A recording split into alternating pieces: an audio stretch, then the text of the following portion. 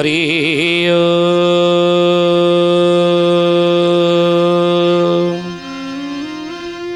ओम भूर्भुवः स्वः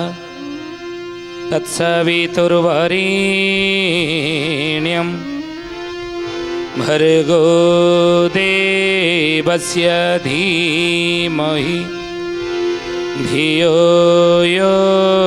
नः प्रचोदयात्।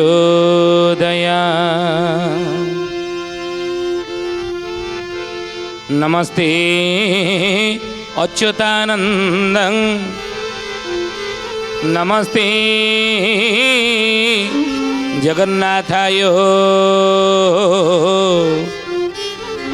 नमो जसवन्तानन्दं बलराम नमो नमः बलराम नमो नमः। बोलिए महापुरुष अच्युतानंद जी की जय। शुद्धि ज्ञानी ज्ञानी गुणी मंडली आज अध्यायर आलोचना को आपण मानक स्वागत जनाऊँ। आज मालिका वचनर आलोचन आम आलोचना करने जाऊँचे महापुरुष अच्युतानंदर 13 जन्मर गोटी 13 जन्म शरणर गोटी पदटी कौन ना हेब मोर बास सुण राम दास गृहस्थ पराए मोहि गृहस्थ पराए मुहि हे सुजने गृहस्थ पराए मुहि सन्यासर चिन्ह किछि न रहिब तोते गलो आम्भे कहि सोना सुजने गुणी बेल काल आसी लाणी हे सुण सुजने गुणी कले हेब मोर बास सुण रामदास गृहस्थ पराए मोहि सन्यासर चिन्ह किछि न रहिब तोते गलु आम्भे कहि। मालिकार नाम है 13 जन्म शरण। ये 13 जन्म शरण रे महापुरुष अच्युतानंद ई पदटी लिखिले। तेणु आज मालिका वचनर आलोचना रे आमे आलोचना करिया जाउछे 4 आश्रम भितरे केउं आश्रम हेउछि श्रेष्ठ आश्रम। 4 आश्रम कौन कौन ना ब्रह्मचर्य गृहस्थ वानप्रस्थ एवं सन्यास। मनुष्य जीवन रे ये 4टी आश्रम देई आमे गति करंती। प्रथमे ब्रह्मचर्य ये करू 25 वर्ष 25 रु 50 वर्ष होची गृहस्थ आश्रम। ये गृहस्थ आश्रम परे 50 रु 75 आसे कौन ना वानप्रस्थ आश्रम। वानप्रस्थ जीवन यापन आम करवा। वानप्रस्थ परे जदि 75 रु 100 वर्ष जड़े कलिजुगे मनुष्यटे बंचेला ताले से सन्यास जीवन अतिवाहित करने दरकार। सन्यासी माने जिमिति रहंती से भली सी परिवार भितर से आश्रम रे रहिबो सन्यास आश्रम। तेणु ये 4 आश्रम भितरे शिष्य रामचंद्र पचारे गुरुदेव 4 आश्रम भितर हे गुरुदेव कौ आश्रम हूँ श्रेष्ठ आश्रम कौ आश्रम हूँ श्रेष्ठ आपण कहतु। संसार आपण करिसेंती परिवार करिसेंती ना बाबू रे हेब मोर बास सुण रामदास गृहस्थ पराए मोहि ये सन्यासर चिन्ह किछि न रहिब तोते गलु आम्भे कहि। थर थर करी जो कलिजुगे अनेक थर आम जन्म अतीत आम आलोचना करुचे केते थर जन्म हे कौन कौन नाम तांकर हेतिबो केउं जन्म रे कौन नाम अच्युतंकर हेतिबो ज्ञानी गुणी मंडली आपण समस्ते जानिचंदी ए कथा शुणिचंदी आम ठारू। किंतु महापुरुष को कलिजुगे जो शेष अवतार मोर हेब अच्युत को नाम से गृहस्थ धर्म मुथिबी परिवार करिक रहिथिबी स्त्री पिला छुआ धरिक रही सन्यासर चिन्ह किछि न रहिब। सन्यासर कौन लक्षण बाबाजीर कौन लक्षण साधुर कौन लक्षण सन्थर कौन लक्षण सन्यासर कौन लक्षण मोठारे तो देखा पाइब ना।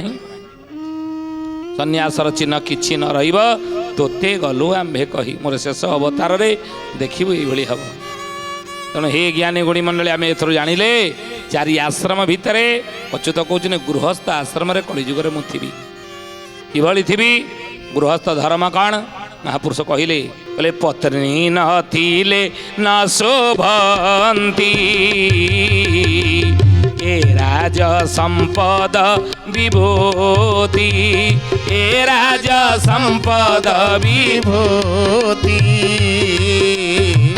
हे राज संपद विभूति। शिष्य रामचंद्र पचारे कले गुरुदेव कौन ब्रह्मचारी ही सारा जीवन रही पारिबा नाही जड़े ब्रह्मचारी होगी संसार कौन जगत कल्याण सृष्टिर मंगल करिपारिबा नाही ब्रह्मचर्य आश्रम ब्रह्मचारी कहीं श्रेष्ठ नुहे जड़े गृहस्थी कहीं श्रेष्ठ जड़े ब्रह्मचारी कहीं श्रेष्ठ नुह ब्रह्मचर्य पालन करी कौन सारा जीवन ब्रह्मचारी ही रही पारिबनी समाज रे अच्युत कहले बाबू रे पत्नी नथिले न शोभंती ए राज संपद विभूति ये राज संपद विभूति यदि स्त्री नहीं पत्नी नहीं ये तुच्छ मूल्यहीन ये सब मूल्यहीन हो जाए तेणु से शास्त्र कहती कौन जे विद्या यदि पाखे विद्या अच्छी विद्याम की प्रयोजन जदि नास्ति बुद्धि विद्या थाई की लाभ यदि पाखे तार बुद्धि नहीं जनकर बुद्धि ना विद्या थाई कि मूल्य किसी मूल्य नहीं तेणु गृहे की कार्य जदि नास्ति भार्जिया से गृह गोटे पुरुषर कौन कार्य जदि से गृह भार्जिया जदि नहीं स्त्री जदि नहीं भार्जिया की कार्य जदि नास्ति पुत्र से स्त्री ठारे मध्य की कार्य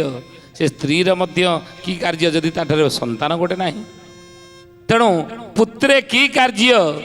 जदि नास्ति विद्या से पुओ जदि सुंदर देखा है कंदर्प भली पुओ सुंदर हो डेंगा हो लंबा चौड़ा हो कंदर भली देखा सुंदर हो किंतु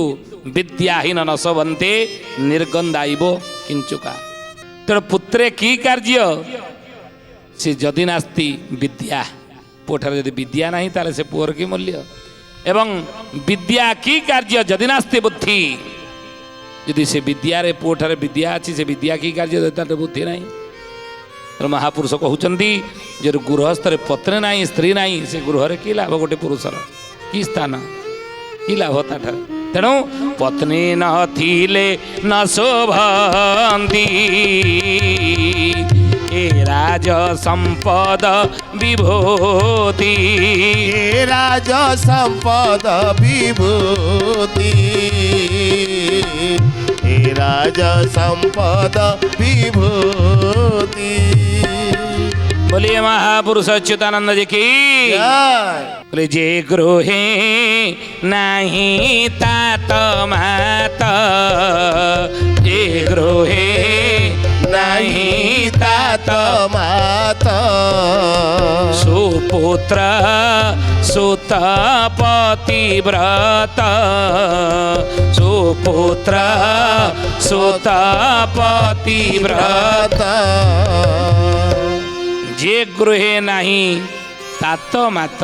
तात कहले बापा मात कहले माँ जो गृह बापा माँ नहांती सुपुत्र सुत पतिव्रत सुपुत्र नहीं सुत पुओ एवं पतिव्रत पतिव्रता नारी नहीं अच्युतानंद महापुरुष कहते कहले बाबू रे से गृहपति धर्महीन सुखेता नहीं प्रयोजन सुखेता नहीं प्रयोजन सुखेता नहीं प्रयोजन से गृहपति धर्महीन सुखेता नहीं प्रयोजन से घरे जी रहती कि गृहकर्ता गृहपति गृहकर्ता अच्युतानंद महापुरुष कहले से धर्महीन ताको कुहाजिब से धर्महीन ताको कुहाजिब आउ सुखेता नहीं प्रयोजन सुखर तार कौन प्रयोजन रही तेणु से कहले जे सने चक्र इनाराथ बसिले सुख नोहे जात बसिले सुख नहीं जात बसिले सुख नहीं जात। अच्युत कहले रामचंद्र रे चक्रहीन रथ गोटे रथरे यदि रथ चक नथिबो सी रथ जमी शोभनीय नुहे सी जिते श्रीहीन से रथ को कह जाए तो से भाई गोटे परिवार भितर यदि माने समस्त नथिबे बापा नथिबे माँ नथिबो स्त्री नथिबो पिलापिली नथिबे ना सी एक रथहीन चक सदृश संसार रे ताहा दृश्यमान हुई नहीं बसिले सुख नुहे जात से परिवार बसिले रहिले सुख केबेले मिलिबो नहीं आउ तेसने गृहिणी विहीने गृहस्थ न शोभे सदाने गृहस्थ न शोभे सदाने गृहस्थ न शोभे सदाने बोले तेसने गृहिणी विहने गृहस्थ शोभे न शोभे सदने गृहिणी बिना बापा माँ बिना पिला छुआ बिना गोटे परिवार शोभा पाए ना तेणु महापुरुष से कहते गृहस्थ धर्म रे ये समस्ते रहिबा दरकार ये समस्त भीतर तुम्हें रे कली जुगर मनिष गृहस्थ धर्म रे तू रह पालन कर आसे गोटे प्रसंग ज्ञानी गुणी मंडली सुधीयानी अर्जुन सुधन्ना भीतर युद्ध चली था ये युद्ध समय रे उभय पक्ष युद्ध करुता अर्जुन बाण मारुता सुधन्ना बाण मारुता घमाघोट युद्ध चली थाए जेतबले अनेक समय धरी युद्ध चलिबा भितर कौन युद्धर निर्णायक जो स्थिति न आसला युद्धर कौन निर्णायक स्थिति न आसला ये समय भगवान कृष्ण अर्जुन रथरे छिड़ाई कहले हे सुधन्ना रही जा अनेक समय धरी तुम उभय भीतर युद्ध हेलानी किंतु युद्धर कौन निर्णायक स्थिति उपुजी ना देखा जाऊ ना आम गोटे काम करवा तीनोटी बाण तुम्हें मारिब तीनोटी बाण अर्जुन मारिबे ये तीनोटी बाण रे ये युद्धर निर्णायक ही जना पड़िबो किए पराजित किए युद्धरे जितेला ताको जी जितिबो ताको विजय घोषणा करा जिवो तेणु सैया हला उभय शर्त मानिले अर्जुन एवं सुधन्ना शर्त मानिले अर्जुन प्रथम गांडीबरे बाण जोखिले धनु रे तीर जोखिले जोखिजनी भगवान कृष्ण यही समय कहले मुझे अर्जुन को साहाय्य करवा दरकार केमती साहाय्य करी ना मोर पुण्य फल को अर्जुन स्वरे मुझे जोखिदेवी भगवान कृष्ण हाथ में जल धरिले कहले मु गज को कुम्भीर कबल उद्धार करिछि आउ मृगुणी को घोर विपद मु रक्षा करिछि मृगुणी को रक्षा करिवार पुण्य गज राज को कुम्भीर कबल उद्धार करिवार पुण्य अर्जुन बाण सहित संलग्न हो जाऊ ये कही जो जल छिंची देले हाथ में जल छिंची देले अर्जुन बाण उपर अर्जुन सर संधान करदे सेपटे सुधन्ना मध्य धनुरे सर जोखी से मध्य कहला प्रभु भगवान अर्जुन को साहाय्य करुचंदी निजर पुण्य फल सर जोखुचन हौ हौ ठीक अच्छी मुझे नीति बाटर उपार्जन करी अनीति बाटर रोजगार करके परिवार चल नी असत बाटर रोजगार करी परिवार चल नी नीति बाटर रोजगार करी परिवार स्त्री पिला छुआ बापा माँ को मुझे चल गृहस्थ धर्म पालन करी ताले सही पुण्य फल नीति बाटर उपार्जन करिवार पुण्य फल मोर बाण सहित संलग्न हो जाऊ ये कही सुधन्ना स्मरण करी बाण छाड़देले धनुरे दुईटी बाण जो क्षिप्र गति आसी जो कौन सम्मुखीन है उभय बाण से अर्जुन बाण कटिकी तलू खसीगला सुधन्ना बाण आग को चलला जे कि अर्जुन रक्ष भेद कर पाला ना अर्जुन उपर कौन प्रभाव पकई पाला ना हे ज्ञानी गुणी मंडली सुधीजने प्रथम बाण देखिकी भगवान कृष्ण आश्चर्य चकित हो गले सुधन्ना जीतीगला प्रथम बाण रे अर्जुन बाण खसिकी तले पड़गला द्वितीय बाण अर्जुन को भगवान कहले गांडीबरे जोख अर्जुन द्वितीय बाण को गांडीबरे जो जोखिले द्वितीय सर को यही समय भगवान कृष्ण पुणी हाथ में जल धरले द्वितीय बाण टे साहाय्य करदेवा अर्जुन को काले अर्जुन जीती जीव धरिले हाथ में जल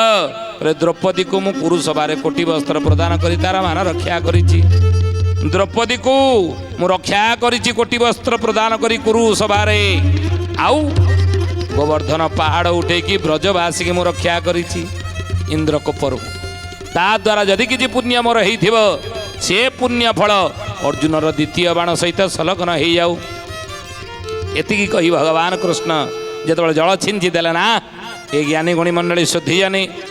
अर्जुन बाण क्षिप्र गति आसी जाऊ थाए एपटे सुधना पुणी देखला कहला प्रभु पुणी साहाय्य कले अर्जुन को हौ ठीक ठीक ठीक अच्छे अच्छी अच्छी कौन करवा ना सुधना मध्य धनुरे बाण जोखिला एवं मने मने मने मने चिंता कला जदि मुझे एक पत्नी व्रत धर्म पालन करी काय मन अरे पर नारी की कौन सी खराब दृष्टि देखी नथिबी निज पत्नी सहित मु विश्वास भाजन होती पत्नी एक पत्नी व्रत धर्म पालन करी से एक पत्नी व्रत धर्म पालन करिवार पुण्य मो बाण सहित संलग्न हो जाऊ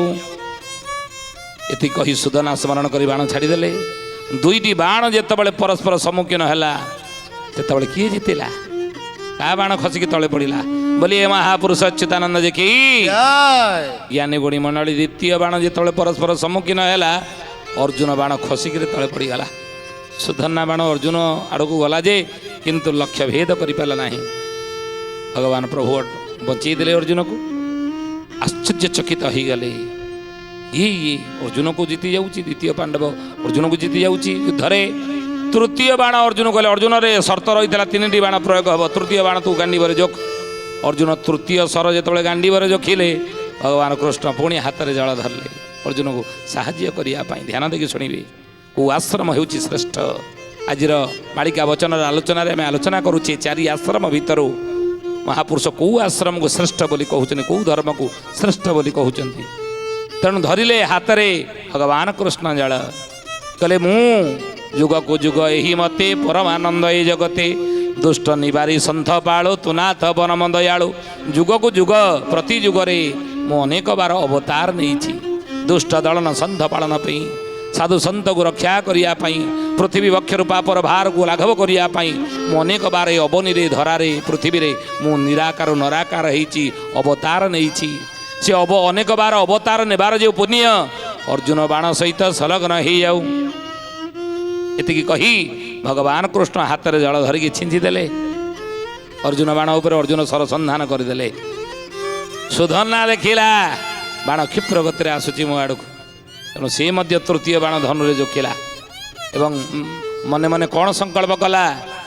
कहले मु प्रति मुहूर्त प्रत्येक दिन 24 घंटा भितर मुझे कौन सी मुहूर्त मु स्वार्थ चिंता करी यदि परमार्थ चिंता परिवर्ते मु स्वार्थ चिंता करी ता फल मु भोगी किंतु मु स्वार्थ परिवर्ते यदि प्रत्येक मुहूर्त मु परमार्थ चिंता करी जगत कल्याण चिंता करी संसार उद्धार चिंता करी परमार्थ चिंता करी स्वार्थ नुहे परमार्थर चिंता करी तार पुण्य फल मो बाण सहित संलग्न हो जाऊ एति कही सुदन्ना बाण जिते धनुरे छाड़देले यानी गुणीमंडली दुईटी बाण जो सम्मुखीन है ना से अर्जुन बाण खसिक तले पड़गला भगवान कृष्ण अर्जुन रथर ओह्ल आसिले एवं सुधन्ना को कुंडई पकड़े धन्य गृहस्थ आश्रम रे सुधन्ना तू आज प्रमाण करदेलु आज अर्जुन सहित युद्ध करी अर्जुन को पराजित करी तू आज जीतिलु युद्ध रे अर्जुन को आज तू प्रमाण करदेलु चारि आश्रम भितर गृहस्थ आश्रम हूँ श्रेष्ठ आश्रम गृहस्थ धर्म हूँ श्रेष्ठ धर्म अन्य कौ धर्म श्रेष्ठ नुह गृहस्थ धर्म हूँ श्रेष्ठ तेणु रे कलिजुगर मनीष अच्युत कौन राम रे स्वामी संगे प्रीति कर उचित धर्म गो तुम्हारा उचित धर्म गो तुम्हारा उचित धर्म गो तुम्हारा अच्युत महापुरुष कहते रे कलिजुगर कलिहत मानव तुम यही नीति आदर्श रे गृहस्थ तुम्हें रुह गोटे नारी से किमिति रहिबो ना बोले स्वामी जेते इष्ट मान बाल तनय बंधु जना बाल तनय बंधु जना बाल तनय बंधु जना ए कलिजुगर नारी माने स्वामीर जेते इष्टमान स्वामीर जेते परिवार वर्ग थिबे तुम्हें कौन करिव ना तांको इष्ट मानिक जत्न तुम्हें नब वयस्क थे पिता माता थे इष्ट मानिक जत्न नब पिला संतान मान सब थे तुम्हें जत्न नब आउ कौन कर नित्य कर्म गो तुम्हारा पुणी बोलंती वेणुधारा पुणी बोलंती वेणुधारा पुणी बोलंती वेणुधारा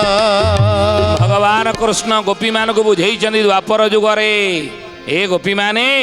ଯେ ଏ ନିତ୍ୟ କର୍ମକୁ ତୁମର ପୁଣି ବୋଲନ୍ତି ବେଣୁଧରି ନିତ୍ୟ କର୍ମ ହେଉଛି ତୁମର ଏ ଗୃହସ୍ଥ ଆଶ୍ରମରେ ଥିଲାବେଳେ ଏ କର୍ମରୁ କେବେ ହେଲେ ବିରତ ତୁମେ ହୁଅ ନାହିଁ। ମନେ ରଖନ୍ତୁ ମାଳିକା ବଚନ ମାଧ୍ୟମରେ ଅଚ୍ୟୁତ ମହାପୁରୁଷ ଏହି କଥା ବୁଝେଇଛନ୍ତି ହରିବଂଶରେ। ତେଣୁ ପୁଣି କ'ଣ କହିଲେ ପୂର୍ବେ ଅର୍ଜିତଲା କର୍ମ ନେଇ ଯେ ଯାହା ସ୍ୱାମୀ ଗୋ ମିଳଇ ଯେ ଯାହା ସ୍ୱାମୀକୁ ମିଳଇ ଯେ ଯାହା ସ୍ୱାମୀ ଗୋ ମିଳଇ। ଅନେକ କହନ୍ତି ମୋତେ ଏଇଭଳି ସ୍ୱାମୀ ମିଳିଥିଲେ ଭଲ ହେଇଥାନ୍ତା, ଏଇଭଳି ପୁରୁଷ ମିଳିଥିଲେ ମୋତେ ଭଲ ହେଇଥାନ୍ତା। ଅଚ୍ୟୁତ କହୁଛ ନାଇଁ ରେ ଏରେ ପୂର୍ବେ ଅର୍ଜିଲା କର୍ମ ନେଇ ଯେ ଯାହା ସ୍ୱାମୀ ଗୋ ମିଳଇ। ପୂର୍ବ ଅର୍ଜିତ କର୍ମ ଫଳ ଯୋଗୁଁ ଯାହାକୁ ଯିଏ ସ୍ୱାମୀ ଭାବରେ ମିଳନ୍ତି, ବୁଝିଲେ। ତେଣୁ ମହାପୁରୁଷ କହିଲେ ଯେ ତାହାଙ୍କୁ ନ କରିବ ସାନ ସେ ବିଷ୍ଣୁ ଦେବଙ୍କ ସମାନ ସେ ବିଷ୍ଣୁ ଦେବଙ୍କ ସମାନ ସେ ବିଷ୍ଣୁ ଦେବଙ୍କ ସମାନ। କେବେ ହେଲେ କହିବ ନାହିଁ ମୋତେ ଗୋଟେ ଏମିତିଆ ସ୍ୱାମୀ ମିଳିଥିଲେ ଭଲ ହେଇଥାନ୍ତା, ଏମିତିଆ ମିଳିଛି ମୁଁ ବହୁତ ଦୁଃଖିତ, ମୋତେ ଏଭଳି ଗୋଟେ ସ୍ତ୍ରୀ ମିଳିଥାନ୍ତା, ଏମିତି ଗୋଟେ ମିଳିଛି ମୁଁ ଦୁଃଖିତ। ନା କେବେ କହିବ ନାହିଁ ମୋ ପୁଅ ଏମିତି ହେଇଥାନ୍ତା ଏମିତି ହେଇଗଲା, କେବେ କହିବ ନାହିଁ। ଯିଏ ଯାହା କର୍ମ ଫଳରେ ହିଁ ସଂସାରରେ ଆମକୁ ଜଗତରେ ପ୍ରଭୁ ବାନ୍ଧିଛି, ବୁଝିଲେ। ତେଣୁ ତା ଭିତରେ ରହି କେମିତି ବୈକୁଣ୍ଠ ସମାନ ଗୃହସ୍ଥ ପରିବାରକୁ ତୁମେ କରିବ, ଗୃହସ୍ଥ ଧର୍ମ ରହିବ, ସେ ଚିନ୍ତା ତୁମେ କରିବ, ସେ ବିଚାର କରିବ। ତେଣୁ ହେ ଜ୍ଞାନୀ ଗୁଣୀ ମଣ୍ଡଳୀ ସୁଧୀଜାନୀ, ଆଜି ମାଳିକା ବଚନର ଆଲୋଚନାରେ ଆଜିର ବିଷୟରେ ଆମେ ଚାରି ଆଶ୍ରମ ଭିତରୁ କେଉଁ ଆଶ୍ରମ ହେଉଛି ଶ୍ରେଷ୍ଠ, କେଉଁ ଧର୍ମ ଶ୍ରେଷ୍ଠ, ସେଇ ବିଷୟରେ ମହାପୁରୁଷ ଅଚ୍ୟୁତ ଶିଷ୍ୟ ରାମଚନ୍ଦ୍ରଙ୍କ ଆଗରେ ମାଳିକାରେ ଆଲୋଚନା କରିଛନ୍ତି। ହରିବଂଶରେ ଆମେ ସେଇ ବିଷୟ ଆଜି ଆଲୋଚନା କଲେ। ତ ଆଜି ତ ସମୟ ହେଇଛି, ତ ଆସନ୍ତୁ ବାଣୀକି ବିରାମ ଦେବା ପ୍ରଭୁଙ୍କର ନାମ ନେଇ। ଭଜ ଅନନ୍ତ ଗୋପାଳ ସତ୍ୟ ଧାମ ଭଜ ଅନନ୍ତ ଗୋପାଳ ସତ୍ୟ ଧାମ ଜପ ହରେ କୃଷ୍ଣ ପରମ ବ୍ରହ୍ମ ରାମ ଜପ ହରେ କୃଷ୍ଣ ପରମ ବ୍ରହ୍ମ ରାମ ଭଜପତିତ ପାବନ କଳକି ରାମ ଭଜପତିତ ପାବନ କଳକି ରାମ ଜପ ସତ୍ୟ ସନାତନ ହରେ ରାମ ଜପ ସତ୍ୟ ସନାତନ ହରେ ରାମ ଭଜ ଅନନ୍ତ ଗୋପାଳ ସତ୍ୟ ଧାମ ଭଜ ଅନନ୍ତ ଗୋପାଳ ସତ୍ୟ ଧାମ। ସୁଧୀଜାନୀ ଆଜି ପାଇଁ ଆସନ୍ତୁ ବାଣୀକି ଏଠାରେ ବିରାମ ଦେବା, ପୁଣି ଆସନ୍ତା ଅଧ୍ୟାୟରେ ଭେଟ ହେବା। ରହୁଛୁ ହରି ଓମ୍ ଶାନ୍ତି ଶାନ୍ତି ଶାନ୍ତି ସର୍ବାରିଷ୍ଟ ସୁଶାନ୍ତିରେ ଭବତୁ। ପ୍ରାର୍ଥନା ଆମ ଆନନ୍ଦର ଉତ୍ସ।